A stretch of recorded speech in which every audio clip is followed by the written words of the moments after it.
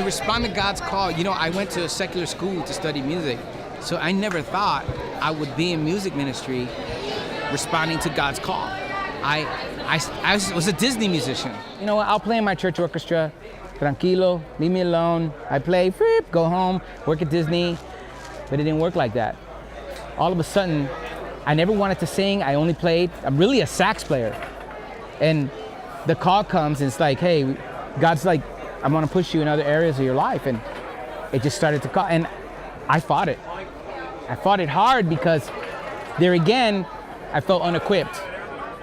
And God was always going to put you in a place of discomfort so that you have to depend on him, right? And so the call was hard for me to respond, and then we get called to be a worship pastor.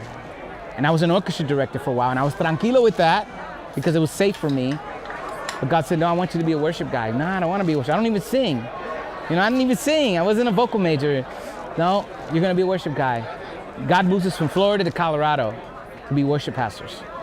That call in itself, we moved away from family, home, and then God, after 2 years there, God calls us to Seattle. You can't get any further from Puerto Rico and Florida, right? In the States. We moved there, and that call was ridiculous, and we grew. And then God calls us to Texas, and we served there 12 years, and then God calls us to Missouri, and now God called us to plant a church, and I fought that call. And now I'm in Jacksonville planting a church as a lead pastor from a music guy. So the call, respond to God's call. That's why the Bible says, for I know the plans I have for you. Because my plans and his plans are different. But his plans are always better than mine any day. So I turn mine into his and take his every day.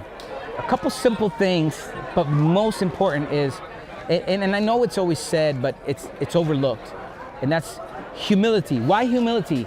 Because it takes a humble person to learn, to always stay in the state of a studious mental position. Because what you're really saying is, I don't know. But most of us want to walk into a room and say, I know everything. So a simple thing is humility, stay teachable, have a servant's heart, and be able to receive correction. I believe with those elements, they're simple, but they're not easy. Let your worship lead you to the scriptures, and let the scriptures lead you to worship.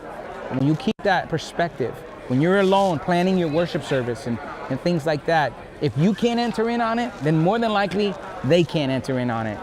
Rethink it. Be teachable, be humble enough to redo it and figure it out, because the only worship most people are gonna have during the week is whatever we give them. I'm not trying to talk us up at all. I'm just saying not everybody's going to be singing every day and worshiping every day like we want them to. So what we give them on Sunday is all they'll get. So I think it should be the best. And so I'm always thinking about what can I do as a leader to make it a better experience for them, that they can connect to God and not me.